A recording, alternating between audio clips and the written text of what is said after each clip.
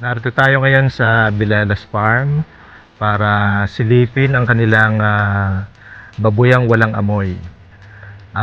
Magandang maipakita natin ito sa ating mga kababayan bilang magandang halimbawa ng pagbababuyan. Kakapanayamin natin dito si Myla Bilela Torreja, isa sa mga pioneer ng organic na pagbababuyan o paghahayupan dito sa Ibaan at pioneer din ng agritourism. Pinapanood namin ni Marisa yung sa TV4 pa siya yung agribusiness. TV4 pa siya dati. Pero yun na rin agribusiness ng report. Ay, tawag dito. Parang nawala na sa TV, yung nag-YouTube naman siya. Halo-halo na siya. Ito kasi, actually, ako na namin koral. Aring taas. Puro ano lang kami noon. Yung nakita nyo na dati, yung puro kahoy lang. Yun.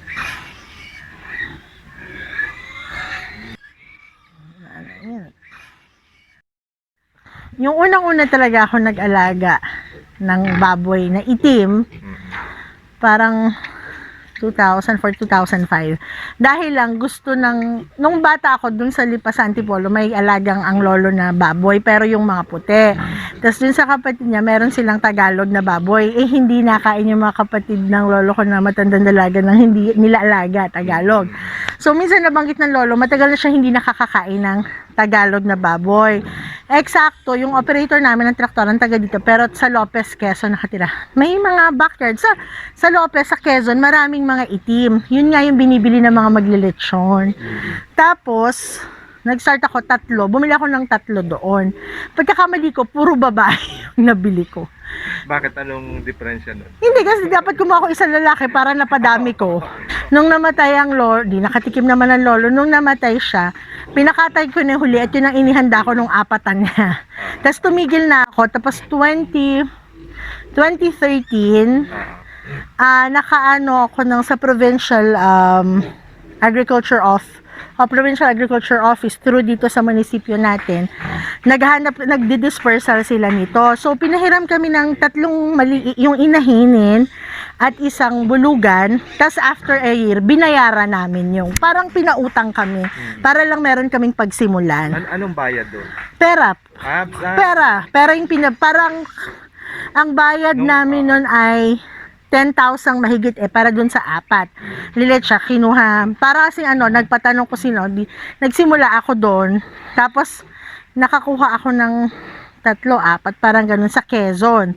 Yun doon, tapos hanggang nung malaki na nung gagawin natin, natuto kaming magbenta ng lechon. 2014, nagbebenta ako doon sa Producers Market sa Alabang, sa Evia. Every week nagtitinda akong lechon. Kaming mag-asawa, every week dala namin lechon. Yun. So, tuloy-tuloy pa kaya yung programa yun? Baka naman anong ahensya ng sa Department of Agriculture, sa Provincial Agriculture Office. Minsan kasi meron silang mga dispersal, mga ganun, depende sa ano. So yun, ako at saka si Eya nakapagsimula kami, tapos after a year kami nagbayad. Meron daw Yung kaninang bisita namin, ang sabi naman niya sa kanila sa Cebu, papahiram, pag napaanak mo, ipapasa ko naman sa iba.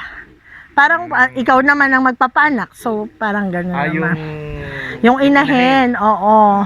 Parang gano'n. Sa amin naman, pinahiram sa amin, parang binili din namin, pero pinautang lang na 1 taon. Tapos after a year, binayaran. Kasi nga sabi ko, syempre kailangan bayaran, pinahiram sa'yo para makakaulit ka ulit ng makakaulit. Iba-ibang scheme. Oo. Kaya yung ko, pero halos lahat, oo, pwera lang yung galing 2013. tas dumami na. May time yan ako maunti, tas dumami na Since ulit. 2013. Hindi ka na tumigil mula. Hindi na, pero hindi naman namin talaga siya yung parang ang lang talaga namin pang sarili naming kain, tapos Para ibig sabihin, nanganak na siya, so nakakapag kami ng lechon, nababawi ang naman siya, Ang oo, puhunan. nababawi naman yung puhunan. ito kaya ay kayang gawin ng ordinaryong sasabihin mo, di ba? Ay, si Myla naman yun. Hindi, kasi alam mo, yun kaya yung dulo ko na yun, pinaiwan ko siyang kawayan. Send ko sa yung pictures nung unang-una ko, yung unang dalawa ko, actually yun pader pa. Nagsimula lang kami ng kawayan. Ito ay 2021 lang ko to na inutay-utay talaga namin dahil nga learning site kami, plus nakakatakas, minsan makikita mo dyan yung isang beses na nag-shoot dito ang farm to table, dun sa likod ng chef na nagsasalita nung ni-review ko yung video, may baboy sa likod niya dito na pauli-uli. So para protection na rin nila tsaka nung mga halaman namin. Doon sa isang koral na ganito, magkano kaya magiging puhunan ng, halimbawa, isang Hindi ko kasi yung ito, maliit lang ang kakayanan. ito kasing yung mating hindi ko na alam kung magkano yung sa baboy. Depende kasi syempre dun sa size nung inahin na makukuha nila, kasi syempre kalimitan nagbebenta sila. Yung nakikita ko ngayon dun sa chat group ng Batangas Native dapat Pigs. Babae at lalaki na agad yun. Oo, pero ang inaano ko, kung babae, kung dun sa same farm ka kukuha, dapat hindi talaga magkamag-anak yung baboy, or sa iba ka na lang kumuha nung lalaki mo, dito yung babae. So, kung halimbawa babae at lalaki yung pagsisimulan, magkano na yun? Kung halimbawa, yung kasing ang bentahan niya, first 10 kilos, 3,000. So, kung maliit lang talaga, di babae at lalaki, 6,000 yun. Yung dalawang, para mga, first 10 kilos, yung mga ganyan, 3,000 siya. Yung mga maliliit. Tapos dun, magkano naman ang puti ngayon? Ang biik na puti ay 5,000. Hindi na rin naglalalayo, no? Ibig sabihin yung kaya. Tsaka siguro yung mindset lang. Yung way ng pag-aalaga. Sabi ko sa iyo, Marcela, hindi ka kalimitan dito sa atin. At mapapansin ko, kunyari, sa mga bukid, may dasalan. Ay, ako'y uuwi na at ako'y magbababoy pa. Parang, hindi, ito, wala. Pakain kami na umaga hapon. Wala nang paligo. Walang parang doon na lang sila nakabantay sa baboy. Oo, naku, ito, unless nagkakagulo sila dyan, ito kaya nilagyan namin na mataas, nalundag yung iba doon. Yan. Yung alam tsaka yung pagkain niya, kung wala ka agad mabili na feeds, manghukay ka ng kamote, ng gabi, meron. Kaya sa puti yata, hindi yata. Hindi yata. Pihikan yata yun. So yun, so may mag-uumpisa ng babae at lalaki. No? Tsaka ang sa yung maliit, 10 kilo, sabi mong 3,000. 3,000? 3,000 yung isang Oo, yung isang baboy kasi 10 kilo siya. So dalawa, 6,000. Tapos kung ipa o kaya kasi ang namin, kung halimbawa plano mo mag-alaga niyan, magtanim ka muna sa paligid ng pwede mong pakain, dapat may source ka. Kasi kung ang kalimitan kasi pupunta sa gilingan, bibili nung ipa, o sa amin darak naman, tas palyat, yon. Pero pwede ko naman siyang pakainin wag lang sitaw, bawal daw ang sitaw sa baboy. Pwede ko lang siyang pakainin kunyari mga papaya. Yung azola doon, pwede ka rin magparami nung azola. Meron ako doon na azola. Yun nga, gabi, kamote, katawan ng saging. Nung tanda ko nung nagbagyo ng Glenda ng Batangas, yung kaibigan ko si Ea taga Matala, bumili siya ng isang multicab na papaya. Yung isa naming kaibigan, nabagyo yung papayahan niya sa lipa. So, isang multicab, magkano lang bili niya data doon? 1 to 2 linggo yata ang pagkain ng baboy niya. O kaya pag nagtiba ka ng saging, yung katawan ilagay mo dyan, yun na yung uutayin nila. So yun, so magtanim muna ng... Oo, kasi ang hirap ng... Kasi kung wala kang tanim na pakain, ang mangyayari, bibili ka lang ng bibili. Ng ano. Di kung ang habol mo na may lumaki rin ng ganyan, pero native ang iyong baboy, di bumili ka na ng feeds na commercial feeds para mabilis lumaki. Ano naman ang magiging disadvantage no? Siguro yung ano, Mag-iiba pa yung naging lasa. Oo. Para Yung magiging lasa. ordinaryong baboy na siya. Ito talaga, kumbaga, kung sa sakit, matibay sa sakit. Hindi mo na-estimate kung gaano karaming ipa yung inilagay. Hindi, lagay lang kami. Siguro yung mga May 10 sako mga 10 sako siguro. Huwag mo na lang masyadong palalimin. Ngayon, kung halimbawa marami kang, eto nakikita ko dito sa atin sa mga magbubuko, diga, ang daming yung sanyog. Pwede mo naman sa ilalim itumpok yan eh. Tapos tsaka ka maglagay ng ipang kaganto. Kasi yung sa ilalim, ang magiging yung niya. Yung bunot. Yung, Kahit nga yung tinitingnan kahit ko. kasama ang shell. Yung shell. Mabubulok din naman Sa yun bagay, eh. Tapos ang magiging pa nga yan, parang spring sa baboy, may cushion sa ilalim. Tapos ang maganda pa ganyan, may space pag ihi dun, So siguro 1 taon, 2 taon bulok din. So, gaano katagal bago ka uli magdagdag ng ipa? Sa amin naman, dahil may ako ipa, sa amin pag nakikita ko yung maraming mga basa, para wag mga moy langawin, pinapatungan lang namin. Pero hindi yung pupunin ko, lalagyan ko doon. Tapos yan, pagka maano na naman, eto siguro may 6 na buwan ako bago nagpahalwat ulit nung ipa eh. Kasi nataas na kaya pinahalwat ko na. Tapos hindi mo masasayang dahil ano na yun? Gamit, yun, inaano ko siya, inaag-ag ko, binibenta ko siya as compost. Kasi talagang lupaan na talaga siya. So, pag yung pinag-ag-agan ko, syempre, actually, pwede ko naman siya idiretso. Nakakaano lang naman sa customer na may buo-buo. Parang basically, ang kuran na yung composting pit. Pit ko, oo. Dahil yung pinakain, yan. Ito, nag-juice kami ng tubo. Yung pinag-juicean yan, ngangat-ngatin nila. Pagkatas yan, mababaon. Iihe, dudumi. Pansin mo, ang dumihan nila sa mga sulok-sulok lang, hindi naman sila natay sa gitna. Yun. Tapos yan, tapos ilalabas ko, tapos yung malalaking butil, lagay ko sa halaman, tapos kukuha ko ng halaman, ipapakain ko sa kanila. Yan. Ano yung mga halaman mo dito na ipinapakain? Ang tanim ko talaga dito, ito, kaya ito nakalinya. Ito, Hindi yung bagang. isa-isahin. Ito, meron akong, Tricantera, Madre de Agua, mataas yung protein nito. Doon may azola ako. Pwede rin ang katawan ng saging. Meron din ako doon na, yung pinagtibaan, meron din ako doon na, kinakain pala yun? gustong-gusto nila yan. Renzoni, meron din ako doon. Pero ito yung pinakamabilis. Pag tiniba natin, tinatapon. Hindi, dito sa amin, pag tiniba, shoot sa baboy. Yan, shoot sa baboy, shoot sa manok. Pinapabayaan lang mabulok doon sa pinagtiba. Doon nga, yung may manok ako doon na free range, may nakatayo ang, nung una namin pinaligawan doon, nakatayo ay puno ng saging na pwede na siya bumunga malaki. In 2 days, kaya nilang, pinatumba nila yung punong, tinuktok kasi inuunan nila yung ubod. Dito sa farm mo lang, ito yung pinagtibaan na saging, ano pa? Siyan. Ito, Madre de Agua, meron din akong tanim dito mga kamote, gabi, yung mga San Fernando, dyan, nasa paligid, yun.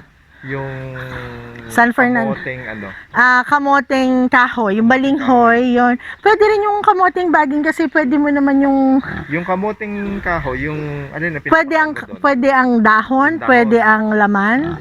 Yung laman. Oo, pwede ang laman. Yung balat niya. Yung balat din sa bahay. Kunyari, nagprito kaming saging. Lahat, dala din namin dito, pinapakain namin. Social pa mga yan, pag passion fruit, pag marami akong passion fruit at mapasama na, dyan na namin inihahagis. Kaya kung nakabili ka sa akin ng compost, tingnan mo may nasibuldong passion fruit minsan. yung iba ay kinukumpayan Yung iba, Ano kaya? Ah, Ano mga dahon yun? ang pwede yatang ibang, yun nga, ang pinakaano talaga, Madre de Agua. Pero yung iba, sure, pero nagpapakain din sila ng pakchong na napier eh. Ano kayong mga halaman na tumutubo sa ilog? Yung karaniwang kinakain din ng mga rabbit, mga hamster. Yung azola o yung duckweed. Yung mga ganito Ah, mahahaba. kal- Anong tawag yun? Yung iba napier, Oo. yon nagtatanim din kasi merong napier Ano, ngayon yung naipakain pakchong. din yun. Basta, sabi ko, Sabi mo nga ay ano nga yung hindi pwede. sitaw. Ba't kaya? Hindi ko alam, basta sabi wag daw papakainin ng sitaw. Sinong may sabi noon? Nabasa ko dun sa ano, basta wag, Talaga? sabi ko okay, wag daw yung mga gulay, marami akong kaibigan, mga gulay galing, syempre sa palengke, marami ng mga reject na gulay. Yun. Kunyari dito sa atin, maraming magsasagimis. Kolektahan mo yung ano, yung balat na saging, gustong-gusto nila yun. Gano'ng karami ang naipakain mo sa kanila? Ang ano kasi nga dahil nag-aano ako ng darak. So, yun pero dinadagdagan ko na lang sila. Pero ngayon sabi Ano ko, yung frequency ng pagpapakain? umaga hapon kami nagpapakain. Yung hapon na parang merienda bago mag alas 5 nakakain na tong mga to. Ang ano pa namin, yung iba, sabi ko ngayon, ang mahal na ng darak. Sabi ko, dagdagi pa ang ano, dagdagi pa ang ng isang araw marami kaming langka nga. Tadtadi yung langka, sabi ko, nagpapakulo naman ng tubig, isabay na lang pagkatapos ilutuin na, at lagyan na rin ng, ng molasses, tapos isama na sa feeds. So talagang ideal ito sa maraming tanim. Kasi kung makikita mo naman sa sa Marinduque, yung mga ganito wala ngang kural nakatali lang ang inahin, ang anak na may napunta sa inahin. Minsan nakikita namin doon natawid sa kalsada. Sa may puno lang. Basta may puno lang, ang gusto lang naman ng mga yan yung may malamig. Ang idea kasi dito, yung nandun ko sa baba, yun nga may wallowing pen, may liguan. Ang nagiging problema kasi naihi sila doon at nadumi, nangangamoy. Kaya sabi ko, wala na. Pag ganito na lang summer, baka maglagay na lang ako ng sprinkler dito na isasaksa ko lang sa hose para lang. Kasi diga ang baboy, wala siyang sweat glands. Kaya pansin yung baboy, gusto laging nasa putik yung para lumamig yung katawan niya. May laman yung kawayan na yun. Meron. Kawayan na to, wala, kasi may simento. Yung una ko kawayan, lahat talaga, puno, nakasaksak lang sa lupa. Hindi naman.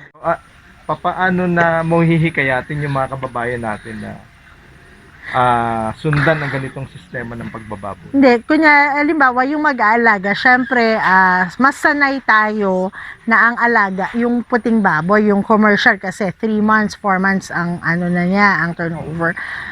Meron naman mga pag-aaral na yung ganitong sistema, yung ang tawag kasi deep bedding system, yun nga, yung ganito hindi nakasimento, pwede siya sa puting baboy. Baka nga mas mabilis pa siya lumaki kasi relax yung baboy.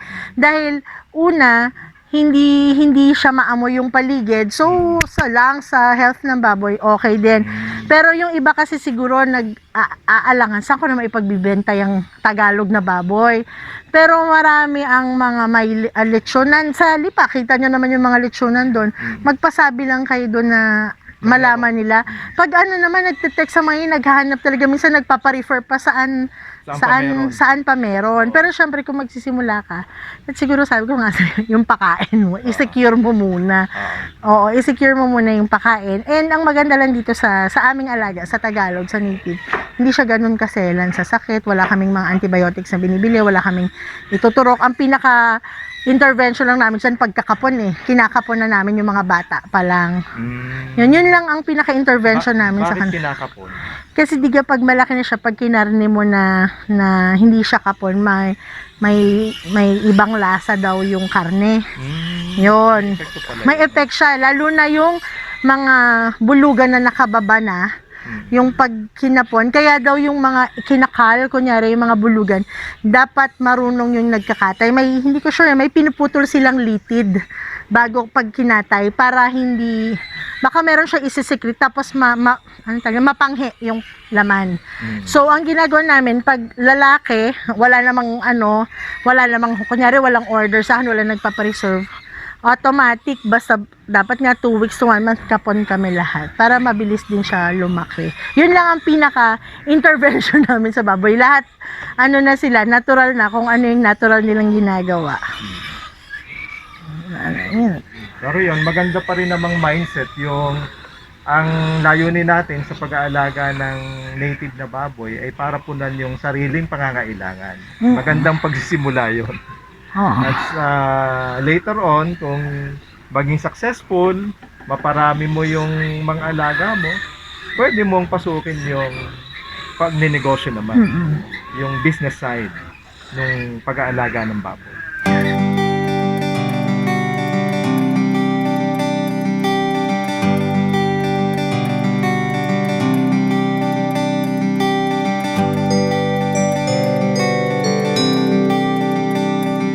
Salamat Myla sa Thank you din. pagpapaunlak mo sa amin na mabisita itong babuyang walang amoy. Basta sinabi niyo walang amoy, wala Dito naman sa talaga. loob ng Bilelas Park. Anong masasabi mo dun sa nasaksihan natin kanina na ito kaya ay posibleng sagot dun sa problema natin sa ating mga kailugan na siyang parte naman ng advokasya ng Club Iba. Okay, sa kanang akin, sa obserbasyon ko, napakainam na alternatibo o pamamaraan para hindi mo mapinsala yung kalikasan. Yung naisip ko, dahil nga organiko, natural, kung masyadong nakapinsala yun, ibig sa kalusugan na dapat masaktin sila, ay nasa silong lang ng bahay yung yung manok at baboy noon. Dahil nga mga natural yung pamamaraan. Ayos lang kahit nando sa silong yung baboy, yung manok. Hindi sila nagkakasakit. Kasi Hindi puro sila natural at nababahuan. organiko. Oo. Natural at organiko yung Oo. Inam na alternatibo.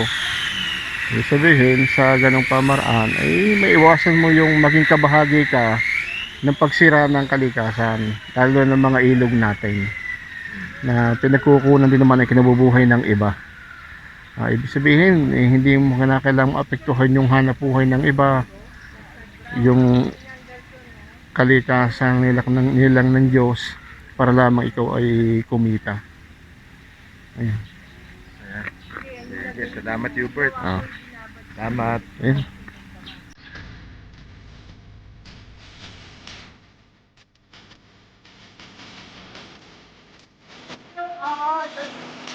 Yun ganda po ng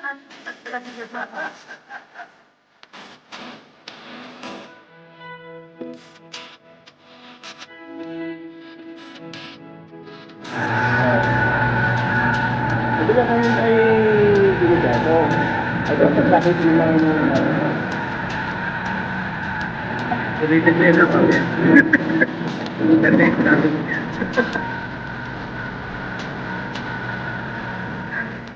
sugar cane, gusto nyo magpigamis mo.